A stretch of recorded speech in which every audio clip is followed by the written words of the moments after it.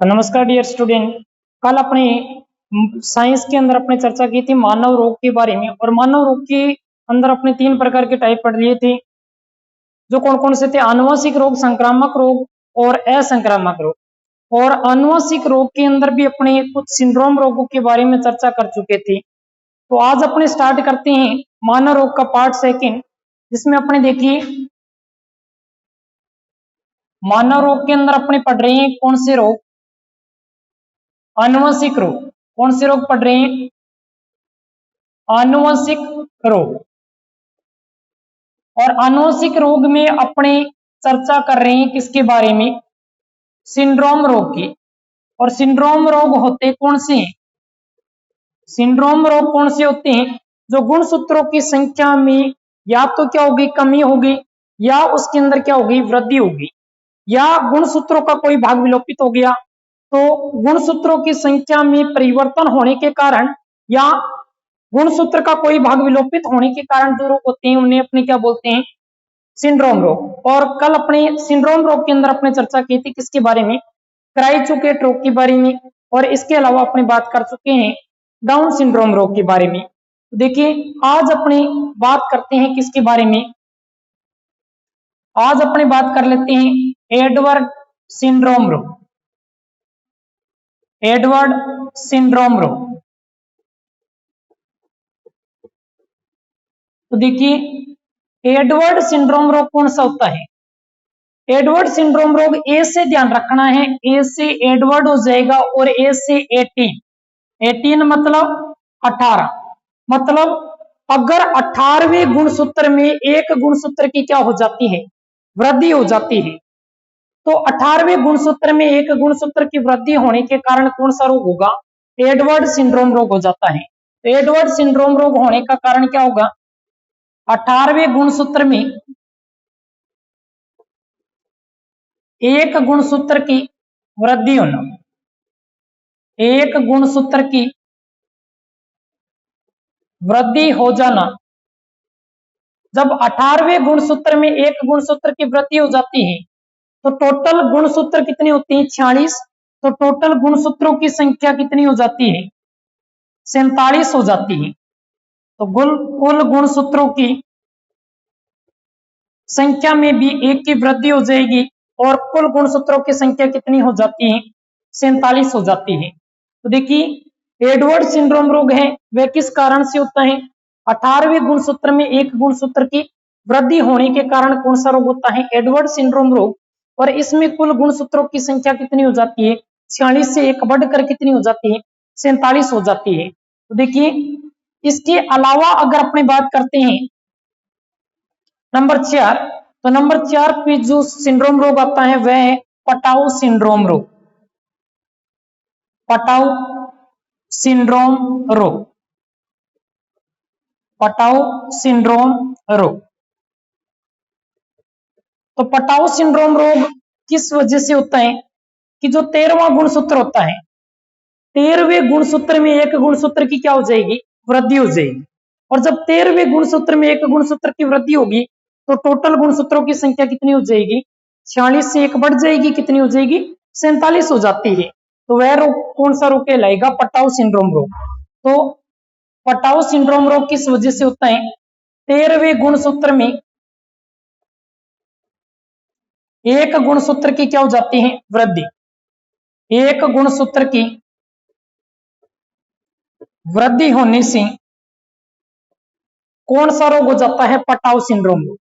अब अपने इसको ध्यान कहां से रखना है? देखिए पटाउ के अंदर देखिए यहां पे आपको क्या दिखाई दे रहा है? 13 दिखाई दे रहा है। ठीक है, तो 13 से ध्यान रख लेना है किस गुणसूत्र में एक गुणसूत्र की वृद्धि से होगा? 13वें गुणसूत्र में एक गुणसूत्र की वृद्धि से कौन सा रोग होगा? पटाउ सिंड्रोम रोग होगा। अब देखिए इसमें कुल गुणसूत्रों की संख्या कितनी हो जाएगी? सामान्य मनुष्य में गुणसूत्रों की संख्या 46 होती है। 13वें गुणसूत्र में एक गुणसूत्र बढ़ गया तो कुल गुणसूत्रों की संख्या कितनी हो जाएगी? 47 हो जाती है। तो देखिए अब पटाउ सिंड्रोम रोग है। पटाउ सिंड्रोम रोग होने पर किस प्रकार के लक्षण दिखाई देते हैं? तो जब पटाउ सिंड्रोम रोग हो जाता है तो पटाउ सिंड्रोम रोग के अंदर अपने किस प्रकार के लक्षण दिखाई देते हैं? मुंह छोटा रह जाता है, मुंह छोटा रहना।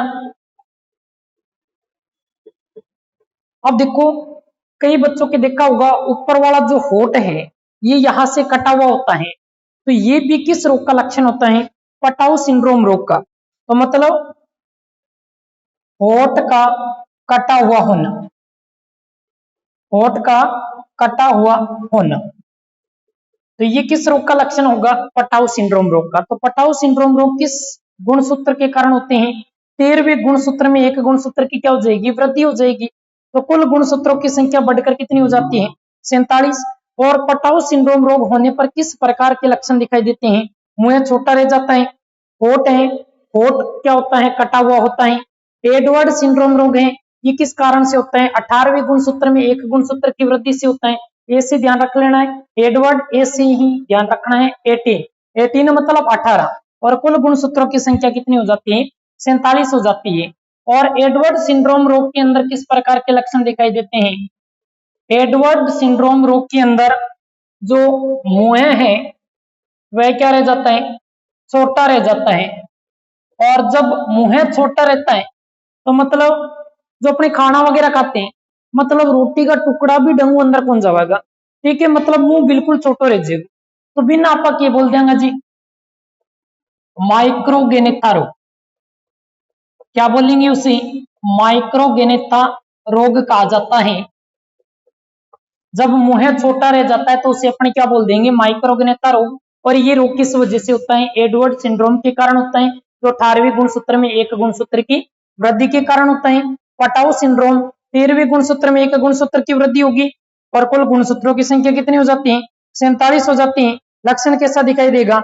मुंह छोटा रह जाता है और होठ है वो क्या रहते हैं? कटे हुए होठ होते हैं। वह किस रोग का लक्षण होगा? पटाउ सिंड्रोम रोग का। अब अपनी आगे इसी कड़ी में अपनी नेक्स्ट सिंड्रोम रोग पे चर्चा करते हैं। तो नेक्स्ट जो सिंड्रोम रोग होगा वह कौन सा होगा? नेक्स्ट सिंड्रोम रोग अपने पढ़ते हैं टर्नर सिंड्रोम रोग। कौन सा सिंड्रोम रोग? टर्नर सिंड्रोम रोग।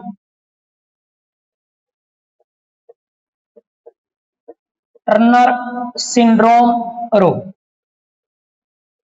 देखिए टर्नर सिंड्रोम रोग क्या होता है? तो टर्नर सिंड्रोम रोग कौन सा होता है? देखो ये किस में होता है?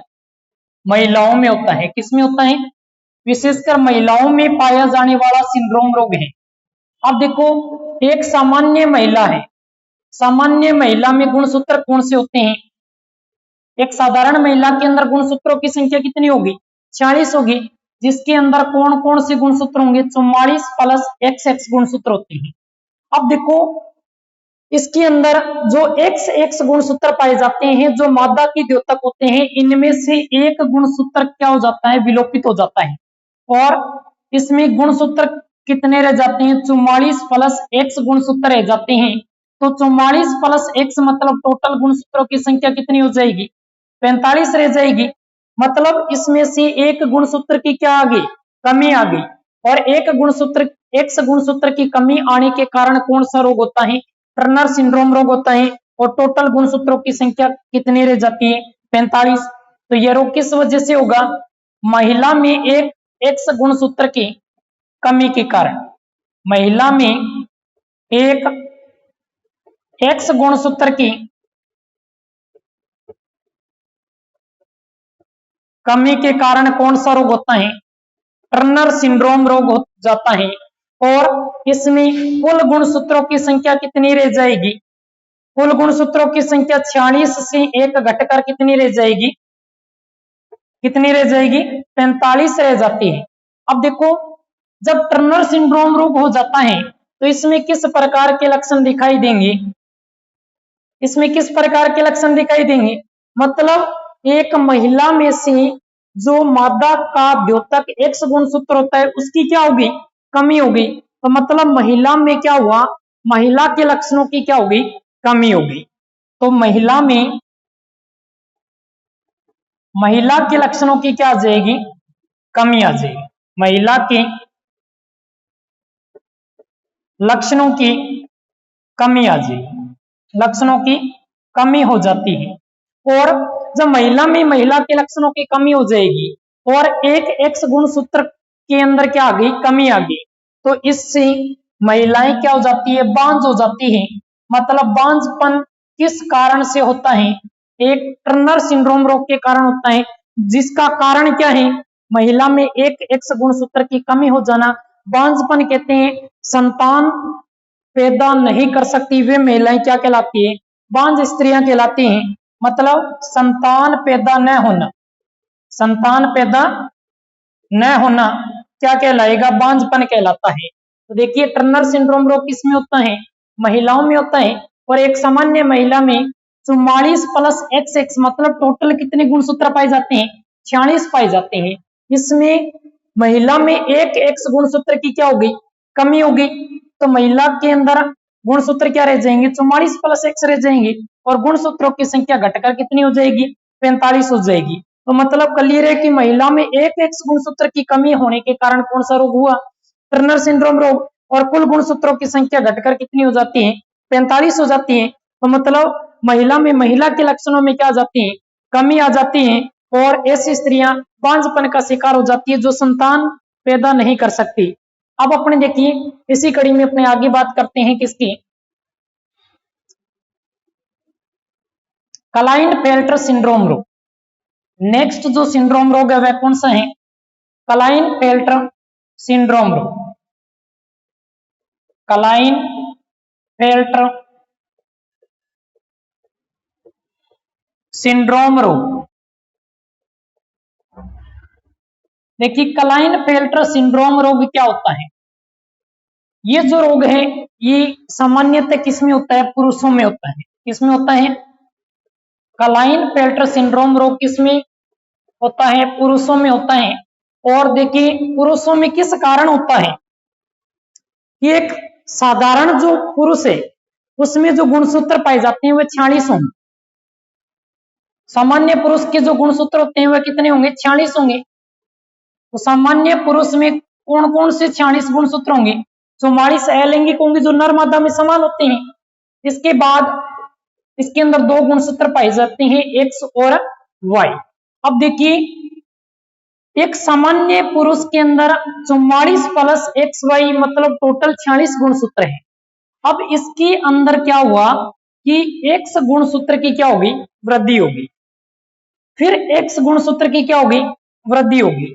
मतलब जब पुरुषों के अंदर एक एक्स गुणसूत्र की वृद्धि या दो एक्स गुणसूत्रों की वृद्धि हो जाती है तो वह रोग क्या कहलाएगा, क्लाइनफेल्टर सिंड्रोम रोग कहलाता है। तो ये किस कारण से पैदा होगा, पुरुषों में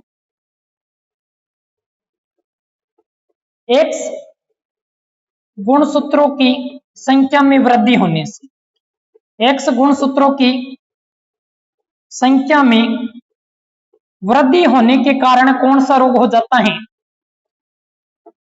कौन सा रोग हो जाता है, क्लाइनफेल्टर सिंड्रोम रोग हो जाता है। और इसमें सामान्यतः कुल गुणसूत्रों की संख्या बढ़कर कितनी हो जाती है, या तो 47 हो जाती है या कितनी हो जाएगी, 48 हो जाती है। कुल गुणसूत्रों की संख्या बढ़कर कितनी हो जाएगी, 47 हो जाएगी या फिर 48 हो जाती है। तो देखिए सामान्य पुरुष में कितने गुणसूत्र पाए जाते हैं, 46 मतलब 44 प्लस एक्स वाई। और जब एक सामान्य पुरुष में या तो एक एक्स गुणसूत्र की वृद्धि होगी या दो एक्स गुणसूत्र की वृद्धि होगी तो कौन सा रोग हो जाएगा, क्लाइनफेल्टर सिंड्रोम रोग। और इसमें गुणसूत्रों की संख्या बढ़कर कितनी हो जाती है, 47 से 48 हो जाती है। और एक्स गुणसूत्र किसका द्योतक होता है, एक्स गुणसूत्र किसका द्योतक होता है, मादा का द्योतक होता है। किसका द्योतक होता है, मादा का द्योतक होता है। तो मतलब नर के अंदर किसके लक्षण आ गए, मादा के लक्षण आ गए। नर के अंदर किसके लक्षण आ गए, मादा के लक्षण आ गए। तो इसमें किस प्रकार के लक्षण दिखाई देंगे, इसमें किस प्रकार के लक्षण दिखाई देंगे कि नर में मादा लक्षणों का बढ़ना, महिलाओं की तरह बातें करना, महिलाओं की तरह बातें करना, महिलाओं की बातों में रुचि रखना, महिलाओं के बीच में जाकर बैठना, ठीक है। और इसके कारण नपुंसकता भी आ जाती है। मतलब नपुंसक व्यक्ति किस रोग से ग्रस्त माने जाते हैं, क्लाइनफेल्टर सिंड्रोम रोग से ग्रस्त माने जाते हैं। ठीक है। तो इसके जो लक्षण होंगे वह क्या होंगे? नपुंसकता। इसके अलावा महिलाओं की तरह व्यवहार करना, महिला की तरह व्यवहार करना, व्यवहार करना, महिला की तरह बातें करना, महिला की तरह बातें करना, महिलाओं की बातों में रुचि दिखाना, महिलाओं की बातों में रुचि दिखाना, ये किस रोग के लक्षण माने जाते हैं? क्लाइनफेल्टर सिंड्रोम रोग के लक्षण माने जाते हैं। और क्लाइनफेल्टर सिंड्रोम रोग किसमें होता है? पुरुषों में। और इसमें सामान्य पुरुष के जो गुणसूत्र होते हैं वो 44+XY होते हैं।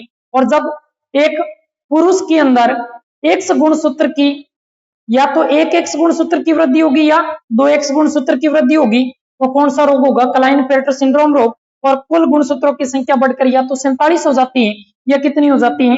48 हो जाती है। जिसके कारण किस प्रकार के लक्षण दिखाई देते हैं? नपुंसकता दिखाई देती है। मतलब जिका ना छक्का बोल दें, ठीक है। छक्का किस रोग से ग्रस्त होंगे? क्लाइनफेल्टर सिंड्रोम रोग से।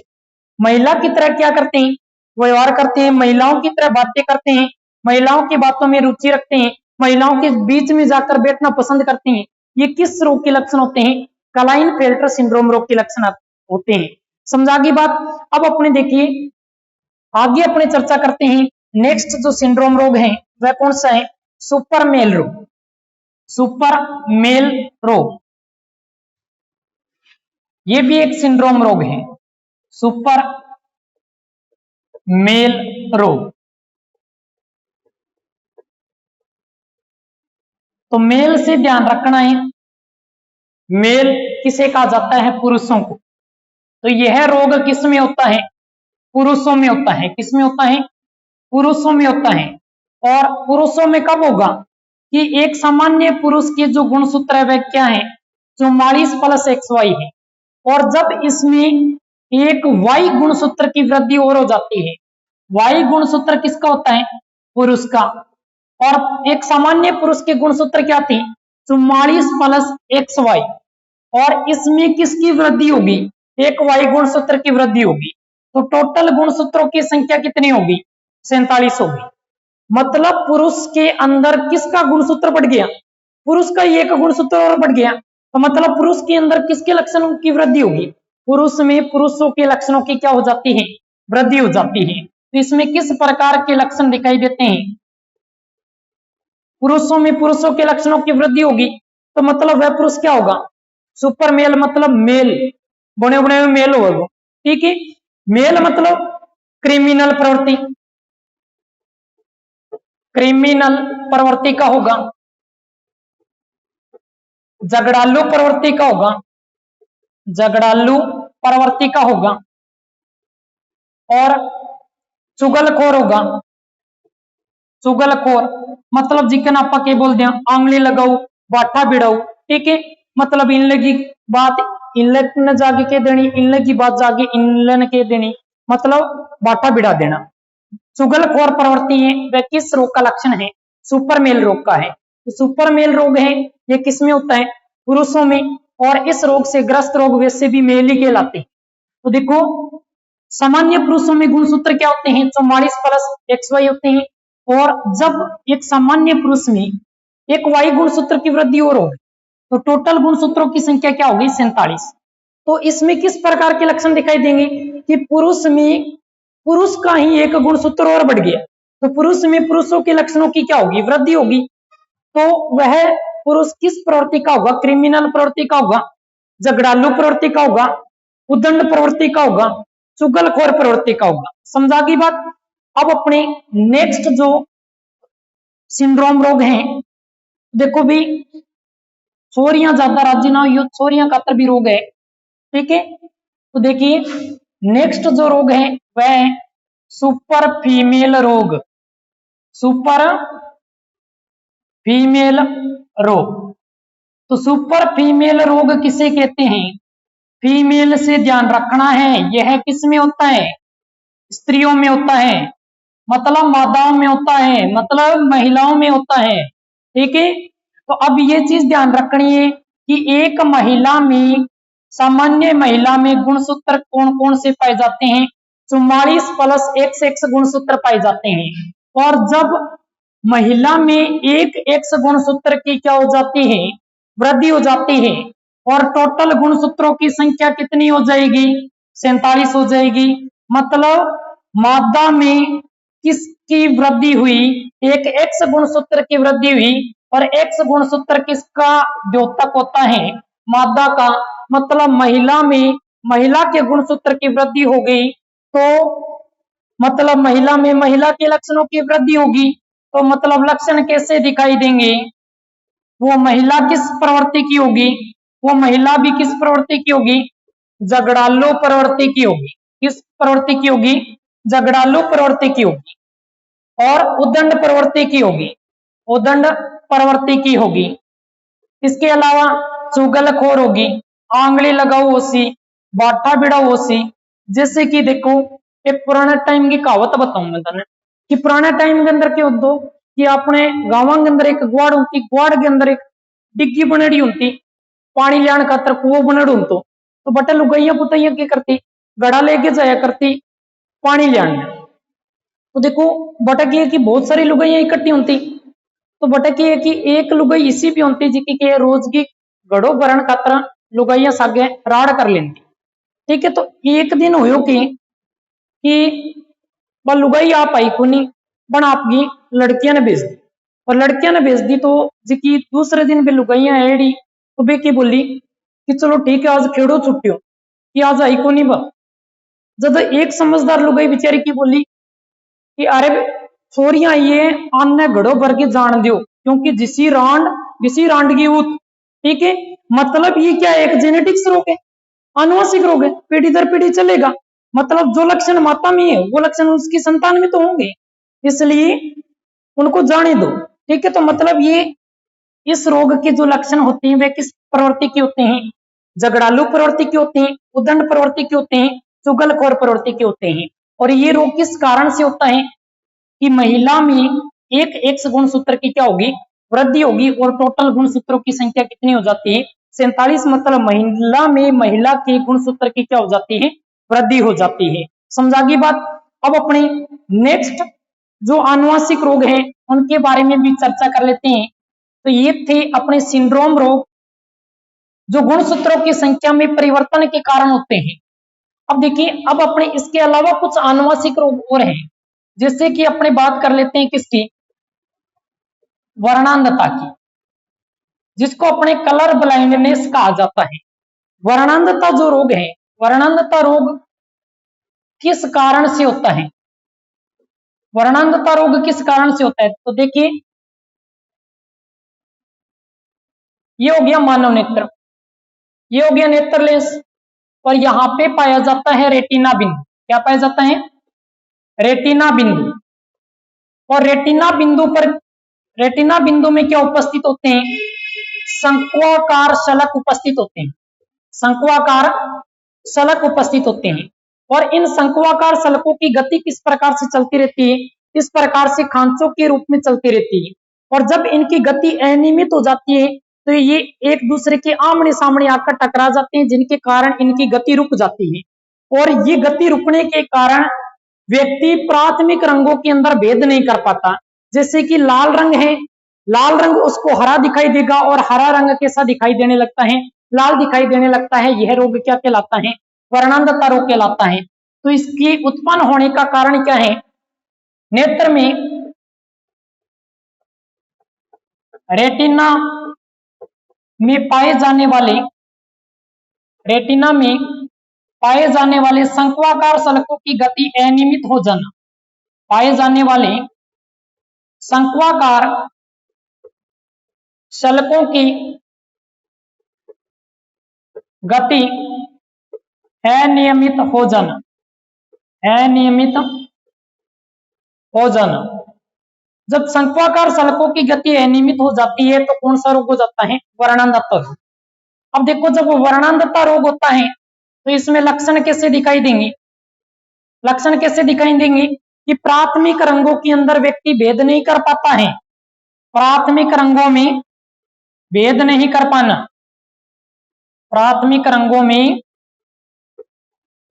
भेद नहीं कर पाना। प्राथमिक रंग कौन से? लाल रंग और हरा रंग। जब ये रोग हो जाता है, वर्णांधता रोग हो जाता है, तो लाल रंग कैसा दिखाई देगा? लाल रंग दिखाई देता है हरा, और हरा रंग कैसा दिखाई देता है? लाल दिखाई देता है। कैसा दिखाई देता है? लाल दिखाई देता है, जिसे अपने क्या बोल देते हैं? कलर ब्लाइंडनेस या वर्णांधता रोग बोल देते हैं। जो किसके कारण होता है कि नेत्र के अंदर जो रेटिना बिंदु पाया जाता है, रेटिना में उपस्थित शंक्वाकार सलकों की गति क्या हो जाती है? अनियमित हो जाने के कारण कौन सा रोग होता है? वर्णांधता रोग होता है। और इसके लक्षण क्या होते हैं कि रोग होने पर प्राथमिक रंगों के अंदर व्यक्ति भेद नहीं कर पाता है, और लाल रंग कैसा दिखाई देता है? हरा, और हरा रंग कैसा दिखाई देता है? लाल। अब देखिए, इसके अलावा अपने आनुवंशिक रोग है सिकिल सेल्स एनीमिया। नेक्स्ट जो रोग है वह कौन सा है? Sickle cells anaemia. यह भी एक आनुवंशिक रोग है, सिकिल सेल्स एनीमिया।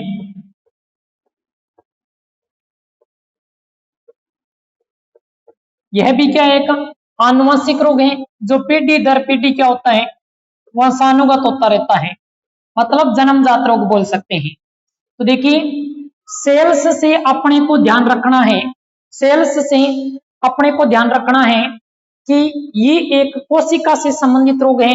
कोशिका मतलब जो ब्लड कोशिकाएं होती है, और ये किससे संबंधित है? रेड ब्लड सेल्स से संबंधित रोग है। और रेड ब्लड सेल्स मतलब लाल रक्त कणिका।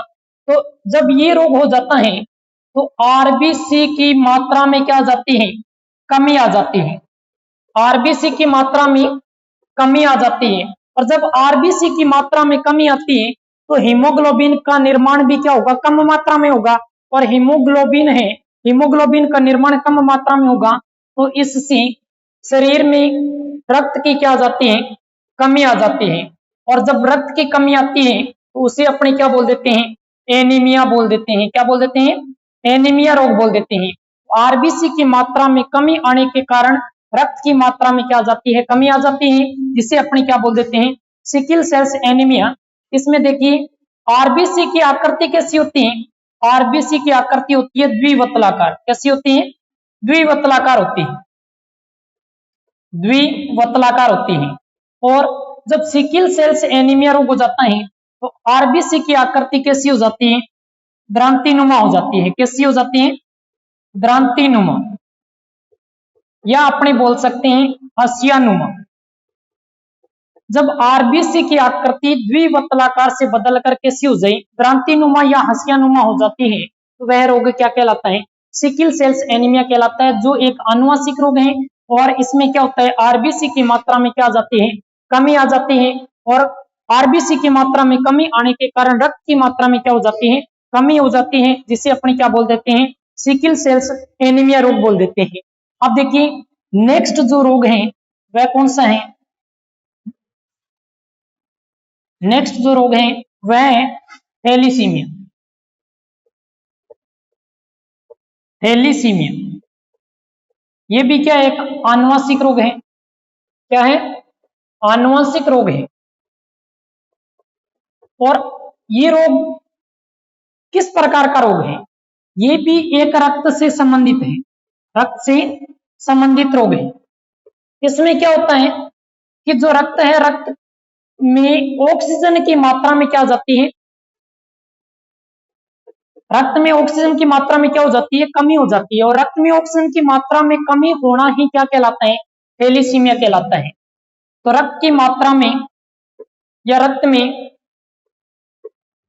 ऑक्सीजन की मात्रा में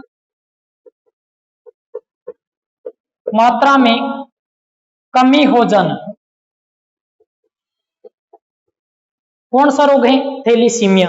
यह क्या है? एक आनुवंशिक रोग है, और जो क्या है? रक्त से संबंधित रोग है। और इसमें क्या होगा? रक्त की मात्रा में ऑक्सीजन की मात्रा की क्या हो जाती है? कमी हो जाती है। तो कौन सा रोग हो जाता है? थैलीसीमिया रोग हो जाता है। एक इसी प्रकार अपने एक आनुवंशिक रोग और है जिसे अपने चर्चा कर लेते हैं। तो नेक्स्ट जो आनुवंशिक रोग है वह कौन सा है? हीमोफीलिया रोग। कौन सा रोग है? हीमोफीलिया रोग। अब देखो हीमोफीलिया रोग भी क्या है? एक आनुवंशिक रोग है। क्या है? आनुवंशिक रोग है। और हीमोफीलिया रोग में क्या होगा कि जब हीमोफीलिया रोग हो जाता है तो रक्त का थक्का नहीं बनता, रक्त का थक्का नहीं बनता। और जब रक्त का थक्का नहीं बनेगा तो रक्त का थक्का नहीं बनने का कारण क्या है कि रक्त का थक्का बनाने का कार्य कौन करता है? रक्त का थक्का बनाती है प्लेटलेट्स कोशिका। क्या बनाती है? रक्त का थक्का बनाती है। कौन सी कोशिका बनाती है? प्लेटलेट्स कोशिका, या इसे अपने बोल देते हैं बिंबाणु कोशिका या थ्रोम्बोसाइट कोशिका। तो देखिए प्लेटलेट्स कोशिका के अंदर एक प्रोटीन पाया जाता है, वह फाइब्रोनोजन। फाइब्रोनोजन प्रोटीन पाया जाता है जो रुधिर का या रक्त का थक्का बनाने का कार्य करता है। तो जब फाइब्रोनोजन प्रोटीन की मात्रा में क्या आएगी? कमी आएगी। तो इससे प्लेटलेट्स कोशिकाओं का निर्माण क्या हो जाएगा? कम हो जाएगा। और जब प्लेटलेट्स कोशिकाओं के निर्माण में कमी आएगी तो रक्त का थक्का नहीं बनेगा, और रक्त का थक्का नहीं बनेगा तो कौन सा रोग हो जाता है? हीमोफीलिया रोग हो जाता है, जो क्या है? एक आनुवंशिक रोग है। तो देखिए आज अपनी बात की किसके बारे में? सभी आनुवंशिक रोग, और सभी आनुवंशिक रोगों का पूर्ण रूप से डिटेल से अपनी कंटेंट है वो मैंने आपके सामने रखा। और अब अपने नेक्स्ट जो क्लास रहेगी उसमें अपने चर्चा करेंगे मानव रोग